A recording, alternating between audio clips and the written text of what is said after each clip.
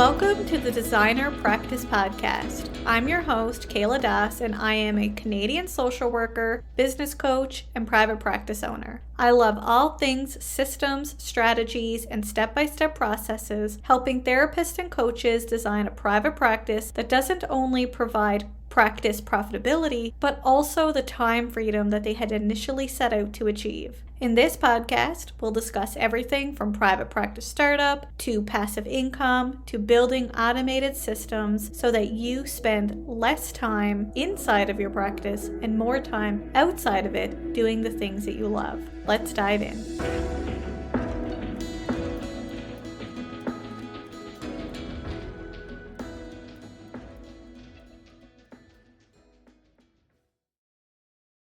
If you're a Canadian clinical supervisor, then you'll want to hear this. Have you been having a difficult time finding clinical supervisees? Maybe you have individual or group clinical supervision spots available, but not sure how or where to advertise them. Well, we're in the process of creating a brand new therapist directory specifically for therapists to connect with clinical supervisors across Canada.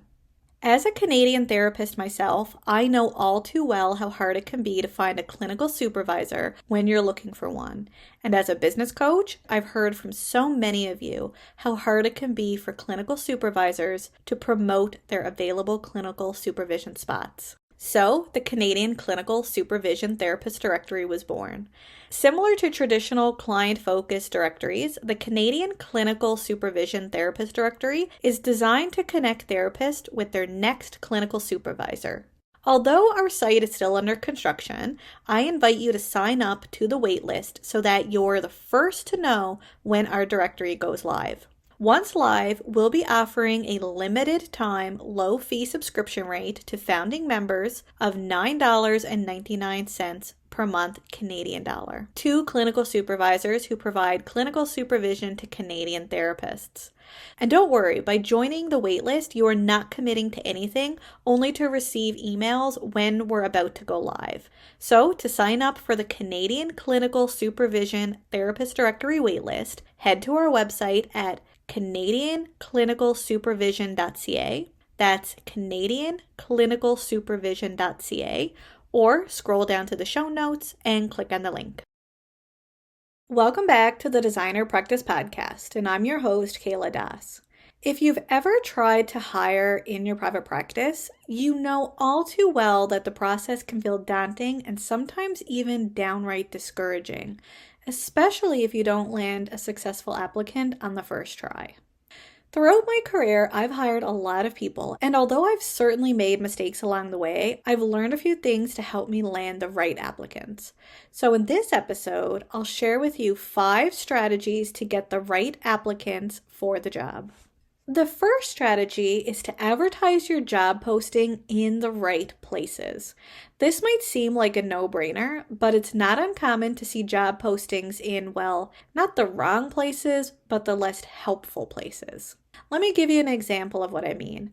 Job sites, such as Indeed, are great sites when searching for a common everyday position.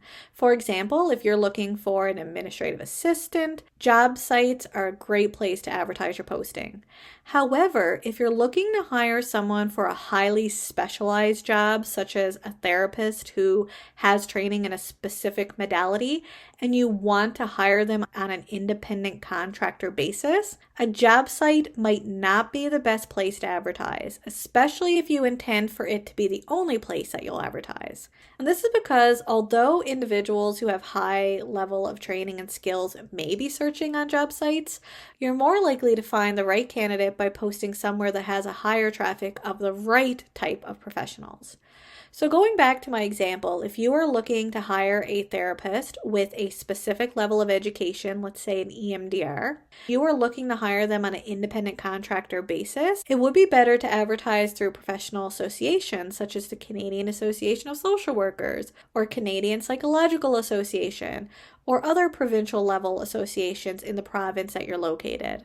Also, if there are specific job sites that are more relevant for helping professionals or therapists, posting on them can help you land the right applicants better than posting on traditional generic job sites. And again, this is because you're much more likely to find more professionals who have the skills that you're looking for through these avenues than on traditional job sites. So you might be thinking to yourself, can I still advertise through job sites if I advertise on association sites? You certainly can, because it is possible that the right applicants are searching on job sites as well. However, it's important to be prepared for two things. When you post on job sites, you will definitely have hundreds of applicants from individuals who do not have the qualifications for the position. For example, even though you might clearly state on your job posting that you're looking for someone with a master's level of education in a therapy field with a specialization in EMDR, you will get resumes from people who are not reviewing the job posting and simply posting to every job that they see in hopes that something will land. So you will be spending a little bit more time going through applications to ensure that the applicants meet even the basic level of education needed for the position. The second thing to be prepared for is that most people searching through job sites are expecting to be hired as an employee and may have very limited, if no, knowledge about what the roles and expectations are of being an independent contractor. Even though when you post on association websites, this could also be true of therapists searching there, you're much more likely to find individuals who understand what being an independent contractor means. And even then, as we're going to discuss in point 2, you're going to also be transparent on what that means as well. So ensure that you're strategic about where you advertise your posting so that you are much more likely to find the right applicants for the job while decreasing the amount of time that you spend sifting through irrelevant and unhelpful applications. The next strategy is being transparent in your job postings. When you write a job posting, it should be clear and transparent and explain the job duties, special skills, or trainings required for the job, the pay rate or pay split, whether it's part-time or full-time, and if you're looking for an independent contractor, be specific about that and briefly explain what an independent contractor is and what it looks like in your practice. As I mentioned earlier, not everyone understands of what it means to be an independent contractor. For instance, some applicants may think that they are applying as an employee and assume that it will be steady income, that they will receive health benefits, that they'll be contributing to employment insurance and CPP, which isn't the case for independent contractors. So by briefly explaining the differences, you can weed out any applicants that would eventually turn your offer down due to differing job expectations and benefits. If you'd like to learn more about each job structure, I have a podcast episode 38, that explains the differences between an employee and independent contractor so you can determine which is best for you in your practice. I'll link the episode down in the show notes. Thirdly, be competitive beyond just pay. If you can afford to pay top dollar, of course, feel free to go ahead and do that. However, realistically, not every practice can afford to give competitive pay initially. But fortunately, there are other types of benefits that you could provide to new hires so that you're competitive beyond just the pay. For example, you could provide free-to-use office space, built-in and free clinical supervision, offer an educational account, or any other benefit that your practice can realistically provide. One consideration, though, when providing money-based incentives, such as access to an educational account, is to set a dollar limit on how much someone can spend per year and also provide a minimum number of hours or clients that they would need to work with before they can access the educational account. Otherwise, you may have people sign on to work with you, they'll use the educational account and leave your agency, which doesn't really benefit you or your practice at all. Personally, I like requiring a specific number of hours when providing such benefits, as it's relevant to both employees and independent contractors that you hire in your practice. For example, if the minimum number of hours needed to access the educational account is 500 hours, then someone working full-time at 40 hours per week will be able to access the account in 3 months. Someone working part-time at, say, 20 hours per week can access the account in a little over 6 months. And someone who is only working sporadically, let's say 10 hours per week, will be able to access the account a little after 1 year working with you. Also ensure that you provide a cap on the number of dollars you're willing to pay per person per year is also important so that you're not guaranteeing an indefinite number of dollars towards continual education. Many therapy trainings are expensive, and it may not be realistic for you to pay thousands of dollars for someone to take a specific training. However, you might be able to provide $100 towards an educational program each year. Finally, in your contracts, you should also add a line to the educational account that says at the employee's discretion, meaning that you get to approve any educational program that they want to enroll in before you commit to paying. This is because at the end of the day, you want to ensure that what you're paying for is going to be investment in you and your practice while the person works for you. Let me give you an example. If you hire a therapist and they want to enroll in an EMDR advanced training course, you would probably approve that as it helps you and your practice while they continue to work for you. However, if a therapist wants to enroll in a marketing program so that they can improve their own private practice, that might not be something that you're willing to approve. So having the magic line of at the employer's discretion can protect you from employees or independent contractors using the educational account frivolously. Next, interview applicants for intrinsic motivation over experience or skill. In other words, interview to determine if they are intrinsically motivated for the job and to work with the clients that your practice serves, instead of hiring solely for the years of experience or number of skills or trainings that an applicant has. Of course, there's a baseline of education or credentialing depending on the person that you want to hire. So going back to my example, if you're looking for a therapist to conduct EMDR therapy with clients, applicants must have an educational level to be a therapist, and they must also have some additional training or certification in EMDR so that they can conduct the work. That's a no-brainer. However, it's common for most businesses to hire based on the years of experience or hiring based on the number of therapeutic trainings someone has. Even if it's not relevant to the position at hand, it just looks good. But the unfortunate truth is, just because someone has, say, 20 years of experience in the field or dozens of trainings, doesn't mean that they're intrinsically motivated to work with the clientele that your practice serves or a good fit for working at your agency. You can teach skill, you can provide experience, but you cannot train intrinsic motivation or manufacture fit. You might be wondering to yourself, if people aren't intrinsically motivated for the job, then why would anyone apply?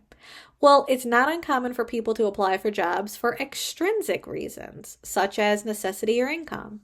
There are actually 5 reasons why someone might apply for a job. First, the applicant doesn't have employment or is in need to supplement part-time employment, so they are applying to fill an employment gap. Secondly, they have full-time employment but are extremely unhappy or burnt out at their current position, and they want to get out of the job that they're in. Thirdly, they apply for a position for the increase in pay, regardless if they think that they'll like the job or not. Next, some people enter a profession or apply for a job due to strong encouragement or pressures from others, such as family or friends. Or, and this is what we want to see, is that they are intrinsically motivated by the work and are excited to work with the clientele regardless of the pay. However, it's important to acknowledge that each reason is not mutually exclusive and they can overlap. For instance, someone can be intrinsically motivated by the work but also appreciate and apply for a pay raise. Or someone could have part-time employment and need to supplement income with a second job, but also feel burnt out and want to get out of their part-time job. Or someone could feel pressure to be in a specific career by family or friends and actually enjoy and be intrinsically motivated by it as well. So it's your responsibility as an employer to determine intrinsic motivation and fit, as there are so many extrinsic motivators that might entice someone to apply that might not be a fit for your organization. And when I say we want to determine intrinsic motivation, I don't just mean intrinsic motivation to be a therapist, although that's of course part of it, but intrinsic motivation to be an independent contractor, to work with the clients that you serve, to work with the modalities that you're hiring them for.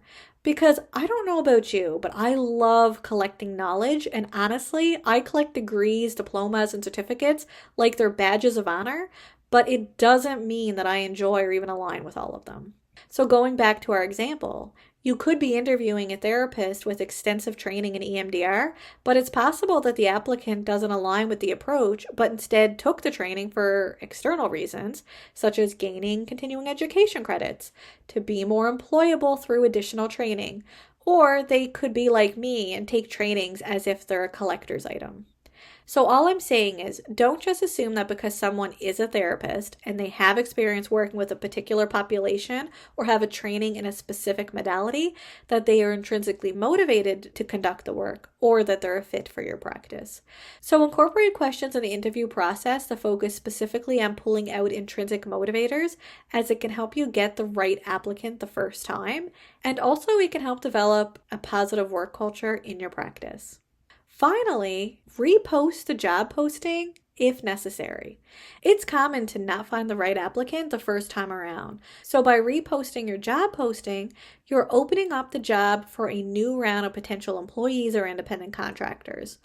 Although having to repost a position can feel disheartening, as you've spent so much time going through resumes, interviewing candidates, and in some cases, even getting ready to give an offer when you either realize that the person is not a fit or they turned your offer down. If this is you, I want to reframe this situation for you. I want you to think about it this way. Everything happens for a reason, and it's so much better to repost a position and eventually find the right person for the job than it is to hire someone who might not be a fit for your practice and leave shortly thereafter. When you're looking to get the right applicants for the job, this doesn't mean you're going to find them immediately. Sometimes it takes time and patience, but they are out there somewhere. Remember, not finding the right fit the first time around isn't a reflection on you or your practice. And this brings me to one more point about how to get the right applicants for the job. If you're looking for a highly skilled or niched individual, such as an EMDR therapist, for example, it's also possible that there is a supply-demand issue, which makes it even harder to find the right applicant. For example, if there is a low supply of EMDR therapists seeking independent contractor work, yet a high demand of therapists with the skills, it could take even more time and effort to find this person. But what if you were willing to train someone who is a good fit for your practice? What if you invested in someone who is intrinsically motivated to build these skills, to work with the clientele that your practice serves and who's a fit for your practice, but they might not yet have the experience or training? Remember what I said before. You can give experience, you can teach skill, but you cannot train intrinsic motivation or create a good fit. So if you found someone through the interview process who is motivated to do the work, who wants to build the skills, and overall is a great fit, you can ask yourself, do I have the capacity to invest in this individual? I know when I first started my career, how hard it was to find a job. Everybody wants the most years of experience or the top trainings, but not willing to give a newbie a chance. Even though I was highly motivated and overall a very hard worker, and I still am, by the way, it's not until someone is willing to take a chance on you do you get your big break. And if you think someone is worth taking a chance on and you have the capacity to support that individual in building their skills, why couldn't you? Sometimes the employee or independent contractor just doesn't exist yet or is not in the job market at this time. But what if you created that individual, gave someone a chance? They might just come back and help you 100 times over for your effort. So let's recap the 5 strategies to get the right applicant for the job. 1, advertise your job posting in the right places. 2, be transparent in your job posting. 3, be competitive beyond just pay. 4, interview for intrinsic motivation versus experience or skill. And 5, repost the job posting if needed. Thank you for tuning in to today's episode, and if you like this episode or the Designer Practice podcast overall, I would really appreciate if you could share the podcast with a colleague so that they can benefit from these episodes as well. The more people listen, the merrier. Until next time, bye for now.